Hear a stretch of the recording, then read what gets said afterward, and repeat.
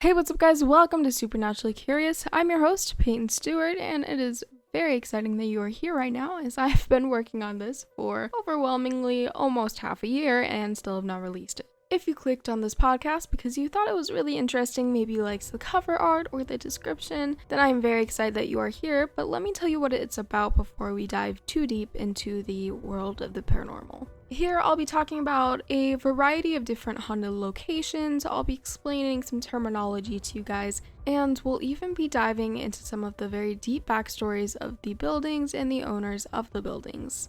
On our first episode, we are going to start with the Vendome Hotel located in Prescott, Arizona, and then we're going to go for there. But a little bit of a forewarning here before we do get into that. This podcast will contain elements of death, suicide, disease, and other sensitive subjects. So if you do feel like maybe that's not for you, hit the follow button and maybe check back for later episodes that you might feel comfortable watching. Without any further ado, let's get started.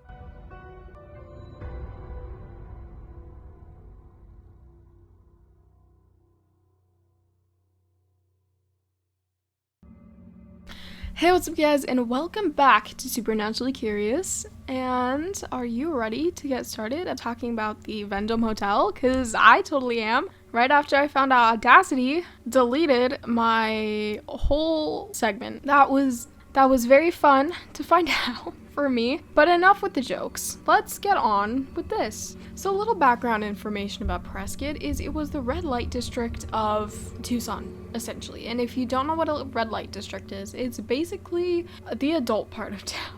It contains a lot of bars and brothels, and that was really big, especially during like the whole 1900s and even just the gold rush era. So the original building was built in 1917 by Mr. J.B. Jones, and he was a very wealthy cowboy turned rancher. And on the land, he bought it was a very modest 2-story red brick building. It's super simple. And though I couldn't find any official reasons on why he bought the land to build it there, it probably had to do something with the tuberculosis pandemic and the fact that Arizona had only just gained statehood about 5 years before in 1912. We don't have very much more history on the building. However, I do have information that, oh my gosh, I'm not sure who these people are, but the previous owners of the building include a baker, a carpenter, and an FBI agent. Isn't that literally so cool? I can't even remember where I found it.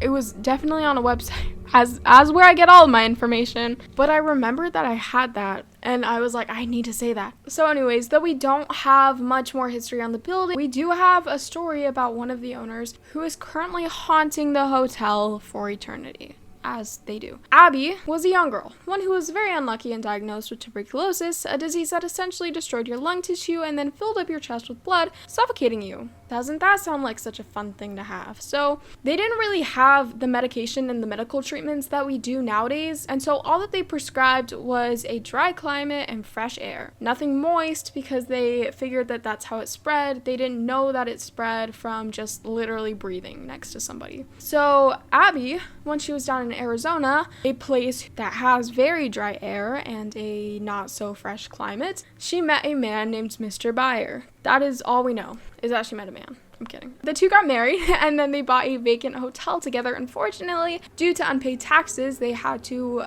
give up the ownership and sell the hotel. However, because they were living there at the time, they didn't really have a place to stay, so the new owners let them and their cat Noble stay in room 16. However, due to Abby's state of tuberculosis, it wasn't looking like she was gonna make it. And here's the twist, she didn't even die from tuberculosis. Her husband left her. That sent her spiraling, and she starved herself and her cat, killing them both inside of room 16. After Abby, we really don't have that much more information. The hotel did have quite the rocky renovation history, though. In the early 1980s, the hotel was cheap, run down, and not doing very well. It looked like somewhere you would want you and your children and your dog to avoid. In 1983, some investors tried to put money into it as a project, only for it to collapse due to bankruptcy. But after that, a corporation took over. They successfully made the building look completely new, restoring it to its previous glory. Nowadays, you can book a stay in room 16. Abby often interacts with the new, more modern day objects. This feels like a TripAdvisor ad. Abby often interacts with the newer, more modern-day objects she finds fascinating. These objects include lights, faucets, fans, and TV. And, like most of us, Abby will turn off MTV if it is ever playing. MTV do better. But it's not just Abby and Noble who like to hang out there. There are also several other things caught in EVP that Abby would not say. Those, which I will explain.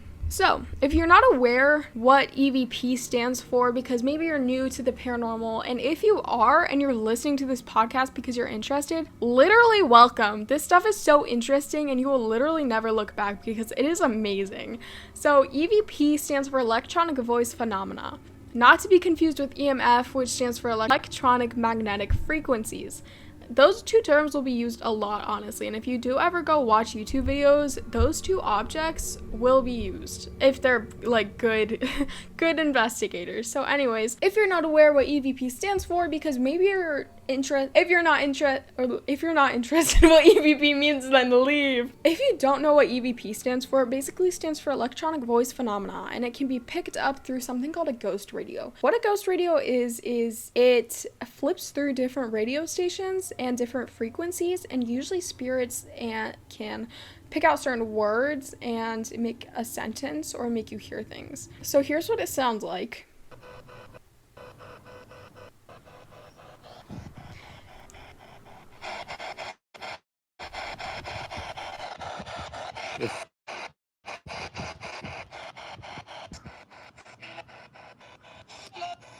And it's honestly super cool and you can use it on a recording device too. So a lot of people also do that. The RRDR60 Panasonic had to be recalled because people were continuously hearing voices that were not originally there, which is really cool, but also really freaking creepy. Oh, also, check out the Huff Paranormal video on the Hotel Vendome. Not only do they catch ghost orbs, but they also do EVP on a hunting camera. That is how good it is. That is how, it wasn't super clear. They do play it slow and they put the words on the screen on what you're supposed to hear. There's a lot of skepticism on it, but I would 10 out of 10 if you are in the area of Prescott, please go check out the hotel, because not only are there so many more haunted locations in the area, like this bar that like burned down twice, but there are also tons of antique stores which definitely have haunted items in there. I can't prove it, but I got a 1960s camera in there and stuff started to happen. But there are lakes and family-friendly art shows and activities. If this sounded cool, then the next one might sound a little cooler, because similar to this one, it's haunted by its owners and it is a hotel. The next one might also be familiar if you have ever heard of The Shining. The Shining is a book written by Stephen King, and this hotel actually inspired the book. That's right. Next up is the Stanley Hotel.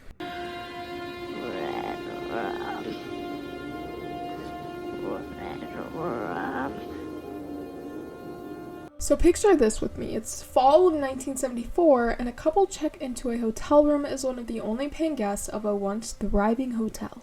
The guests, a man and a woman, check into room 217, the presidential suite. The couple went to bed, but the man woke up from a nightmare. In this nightmare, his young son was chased down a hallway by a possessed fire hose. The man woke up in a very cold sweat after the dream ended, with the fire hose catching up to the child and strangling him to death.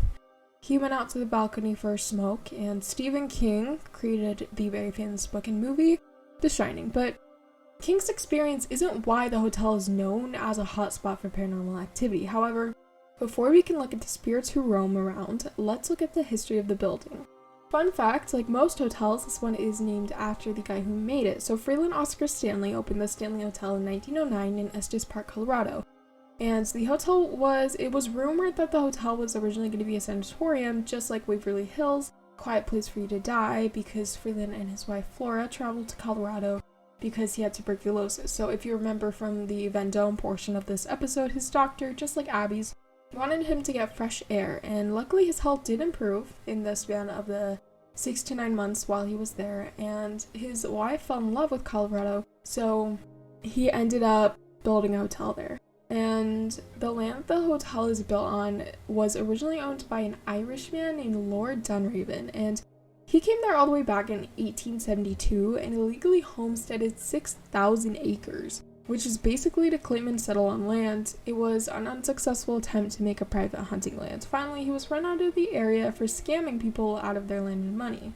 So once the land was bought and construction started, it started around 1907 and was finally complete, like I said, in 1909, costing about $200,000 to $500,000. In 1926, Freeland sold the hotel to some Milwaukee investors who refurbished the interior with new everything, but in 1929, after that group faced crippling debt, he was able to reclaim the title of the hotel in a foreclosure sale and then sold it again to Able Management Company. In the early 1950s, Able Management made several changes to the hotel in order to make it more of an informal style of post-war tourism. Then Able sold the hotel and then it switched hands quite a few times, gradually deteriorating as it went along. Not much but renovation happened up to today, and now the hotel is doing amazing and thriving in business. I actually believe there was a fire.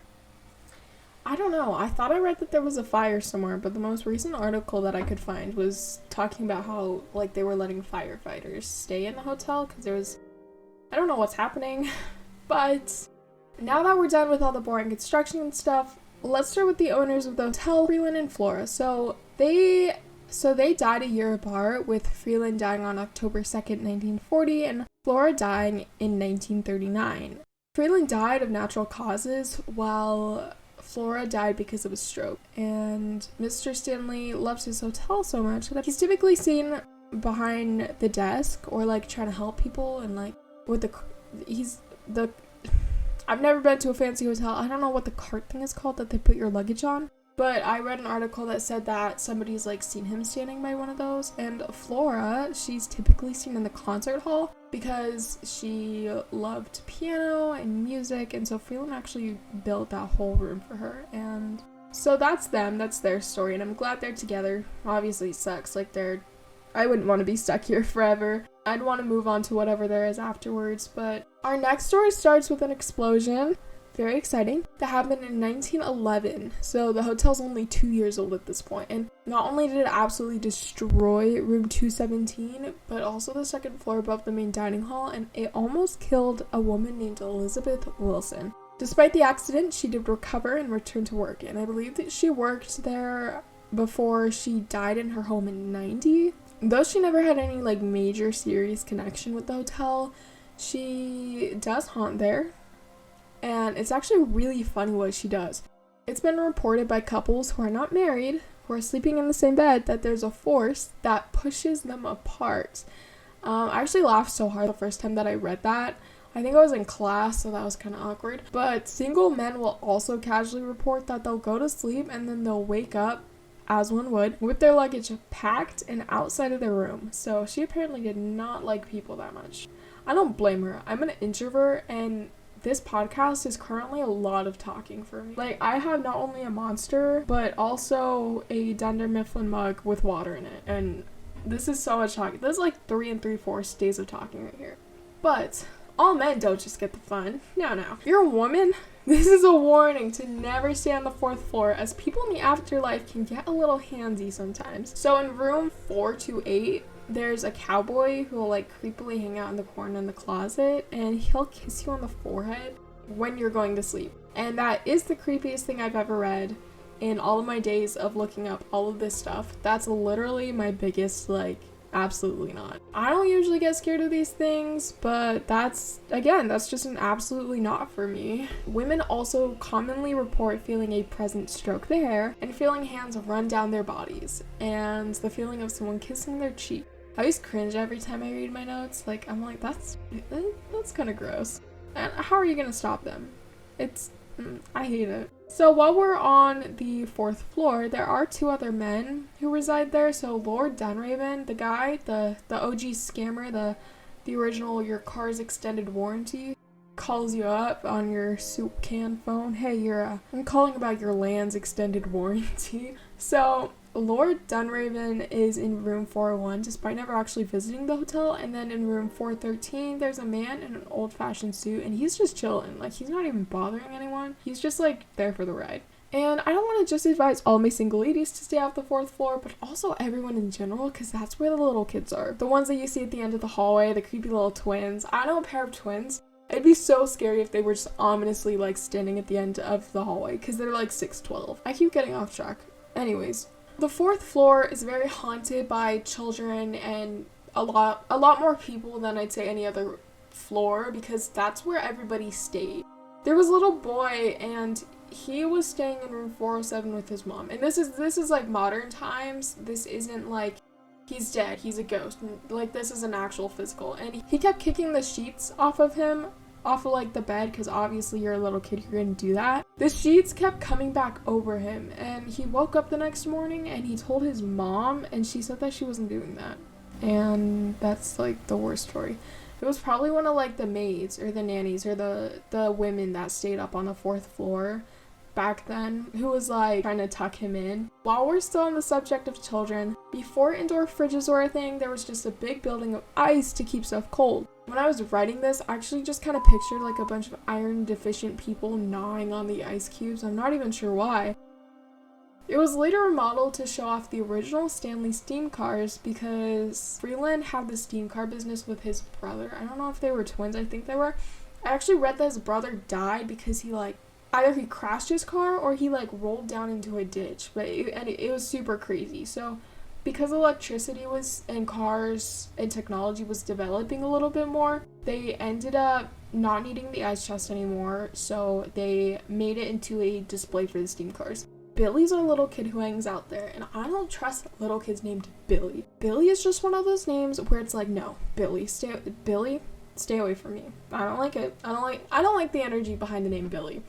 It's just not for me. But Billy is our little kid who hangs out there, and nobody really knows where he came from, but it has been speculated, like it's a rumor that he has autism because he tends to interact more with people who have it or people who know a lot about it. And we only know that he's there because he'll show up in photographs. There's also another guy there. We don't know his name, don't know where he came from. Tall man with a beard. So that's fun. He's there for fun. Let's move on to the concert hall now. And this is like our second to last haunted place. So the concert hall. Let's start with Paul. Paul was actually a pretty recent death. Like, in the time of the fact that we went from like 1800s to now, I'm not talking like 2020 death, but he died in 2005. And so a very thorough Google search, in which I didn't have to click on any websites, led me to believe that he was a maintenance man. I also read that he was a security guard, so he could have been like a security guard / maintenance man, but both very important jobs. So he worked at the hotel, so good job, Paul. And he had a heart attack while shoveling snow. I've never had to touch a piece of snow in my life. Closest I've gotten is shaved ice.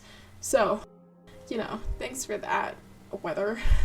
Never gotten a white Christmas in my life. I honestly don't even understand the hype. I'm like, it's 30 degrees outside. That's good enough for me. There was this one day when we got a bunch of hail, and it literally was covering everything. And so it looked like snow, but like my brother made the snowball and he threw it at me and it hurts. It was my older brother. I have 2 brothers. They both suck. Anyways, back to Paul.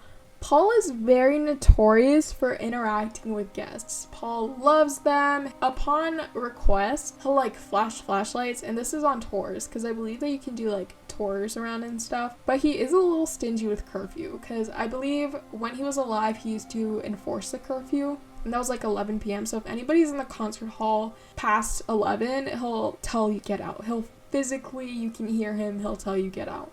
And going back to everyone's favorite subject, I know it's mine especially, helps me sleep at night, ghost children. So Lucy was a young homeless kid, and one night she sought refuge in the basement of the concert hall. Well, as these sad stories go, she did get caught and she had to leave. She was forced out. That night that she left, she couldn't find anywhere else to stay. Temperatures dropped below 0 and she froze to death. I think the reason that she's there is anger or sadness is holding her there, and she can't cope with it. But that's just my opinion. You're not here to hear my life stories or my opinion, but I'm gonna tell you them anyways. I watched a ton of YouTube videos on it. There's this one where this person was like, "Lucy, are you cold?" and she closed the door.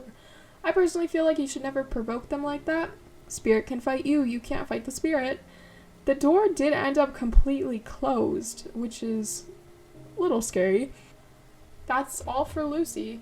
She Oh, that's not all for Lucy. I keep skipping around in my notes, so that's why I keep forgetting things. I'm not a very good podcaster, guys. I've been wanting to do this for months, and I have to release this tomorrow, and I need to do so much editing, and I would never be able to do YouTube, honestly. So Lucy is also very famous with candy. She loves candy. So, cause she's a little kid. So if you put candy in your palm, she'll knock it down or she'll make it like stand straight up. Super crazy. That's all for Lucy. So we're gonna go next to the last part of the Stanley Hotel. This is honestly personally my favorite part. This is a vortex. Vortexes are really fun because it's a way for, if you've seen Ghostbusters, like the one with Chris Hemsworth when he's like all stupid and it's really funny. It's like that guy, do you remember that part in the movie when like that evil weird looking dude, I don't know what he looks like, but in my mind he looks like the guy with the red hair from Megamind. So in that scene where like all those hands were pushing against the mirrors, or like, it's been a while since I've seen that movie. They were like pushing against something and it was like they were on the inside.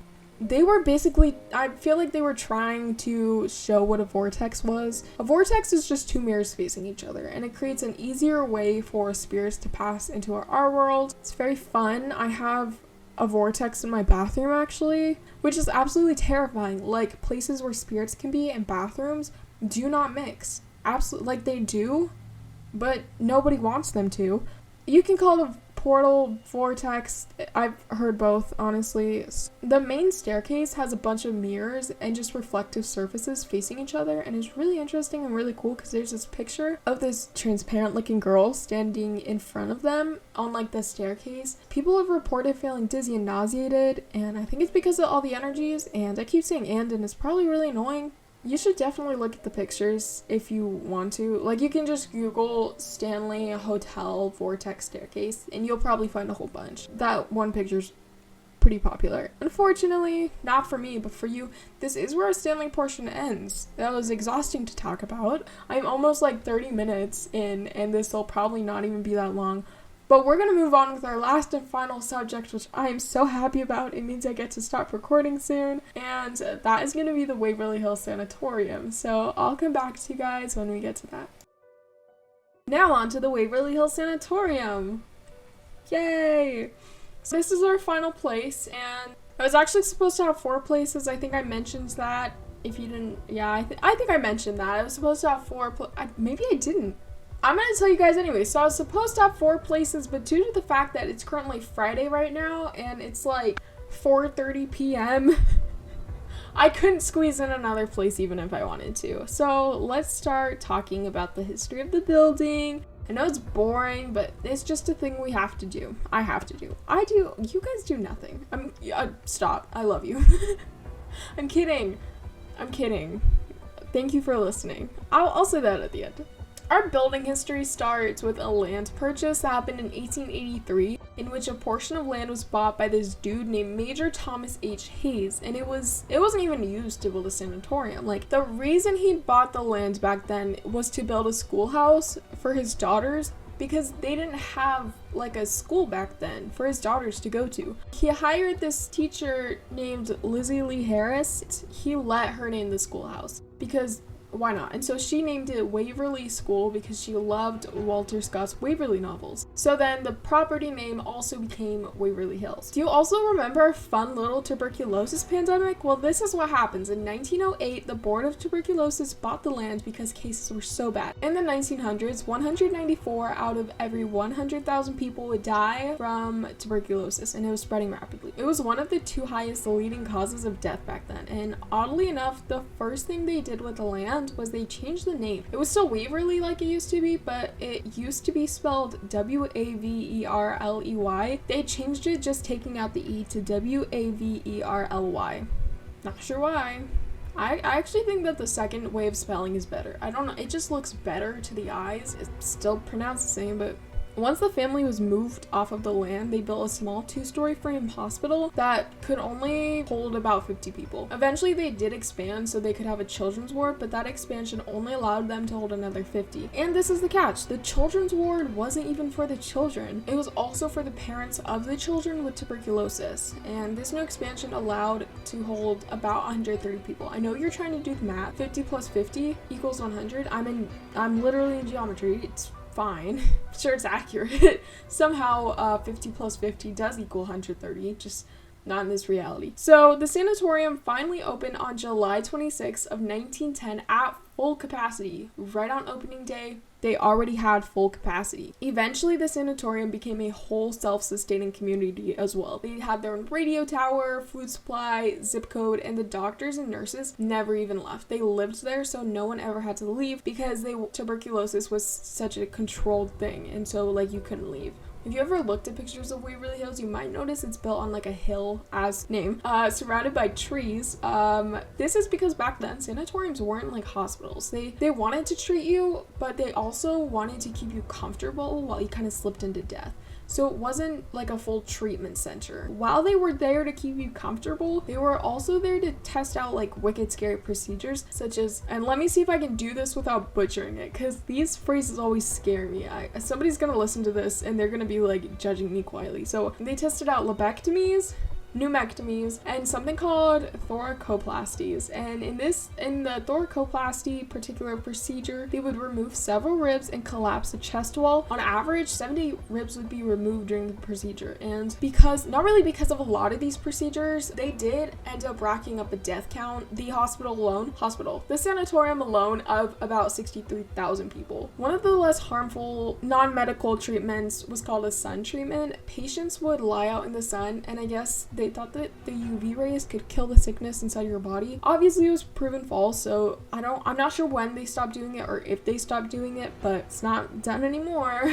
But it's not just the souls of the patients who have passed away that like to roam the halls. There's a story about a very young nurse that still roams the sanatorium. So this nurse stayed in room 502, and as the story goes, Mary Jane Hillenberg found out she was pregnant at 29 and unmarried. It was theorized that a doctor did it, but there's a lot of different ways that this story goes. The one that stuck out the most to me was that the doctor killed her and framed it to look like a suicide because when someone found her, they found her hung from an exposed pipe and dead. Later, another nurse moved into the same room, 502. Not long after she moved into that room, she jumped off of the top floor, resulting into yet another suicide. And as there are with most of these, there is another popular theory that ponders the question if someone or something pushed her off, but we'll never know. And because I know how much you, the person listening, loves to hear about little children, there have been sightings about a little girl named Mary, because we love that name, and a little boy whose name is Billy. You know how much I love that name, who both love to stay at the sanatorium. I've seen things that'll say like Billy likes to play with the like blue balls. I think what I read was that he fell off of the roof while he was playing because the children played up on the roof because that's obviously safe. This was actually so much shorter than I thought it would be. The Stanley Hotel was my longest one. This whole Google Doc is 12 pages long, and the Stanley took up like 8 of those 12 pages. I hate to say it, but it's come to an end. This is the creepiest part. The body chute. This tunnel was used to carry bodies somewhere else so other patients wouldn't see them and not be alarmed. Picture this, you and your friend just chilling, Waverly Hills Sanatorium. Hey, have you seen Luke lately? Nurse like looks at you like, Luke. I don't know who Luke is. We never had a Luke. I think you're crazy. So they wouldn't even like tell the people. They would just carry the bodies and they'd pile them up, and then once they piled up enough, they would take them off the hill for cremation or burying. There's actually a movie called The Death Tunnel. I learned that out like 5 minutes ago, so I haven't watched it and can't review it. I'm gonna give it like a 3 out of 10 though. As all things usually do, the sanatorium eventually closed after the war in 1961 because there was no need for it anymore. Woodhaven Medical Services reopened the building. It did have to close in 1980 due to patient abuse allegations. And then Robert Alberhaski, I'm sure I butchered that, bought the property because he wanted to build the tallest Jesus statue. I'm not even gonna try to explain that. I'm just gonna thumbs up and walk away.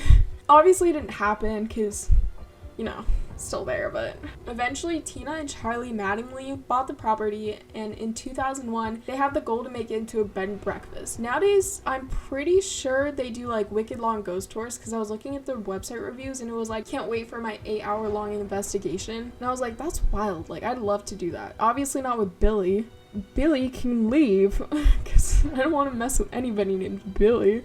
And I'm not bullying you if your name is Billy, it's a really weird name, especially in 2021. Who's naming their children Billy? But anyways, it's super cool. I'd love to go to it someday. I know that literally just today, was it today or was it yesterday? I think, well, today's Friday as I'm speaking. I think Sam and Colby just released a video about it, about Waverly Hills. Anyways, so that is literally all for this episode, and I'm actually so excited that I'm done with my first episode. I learned a lot. I learned that I need to give myself at least a week and a half, and I can't just be like, well, I'm gonna make a podcast now, because it takes time and it takes effort. With you listening right now, it's absolutely amazing. I'd love it if you could hit that follow button, maybe share it. I do have an Instagram. It's supernaturally_curious013. I do also have a Patreon set up for Supernaturally Curious. All the money will go to helping to improve this podcast, whether it's a better editing software program or microphone, whatever. I'm not really going to be using it for personal gain. I'll be using it for this. I'm super glad that you could be here listening to me. It's super amazing. Again, hit that follow button. Go ahead and follow Supernaturally Curious. So anyways, this is Peyton Stewart signing off with Supernaturally Curious. Very first episode. Let's go. And I am so excited to see you guys for our next episode. It's very spontaneous. I don't know when I'm going to post it, whether it's going to be I'll do an episode every week or not. So that is why you need to go follow the Instagram, again, supernaturally_curious013. I'm sorry I'm talking so fast, but thank you for watching, and I hope you have an amazing, spooky, and safe rest of your day. Bye. I'm not going to say that. Bye. That was so gross. Bye, guys. Okay, bye.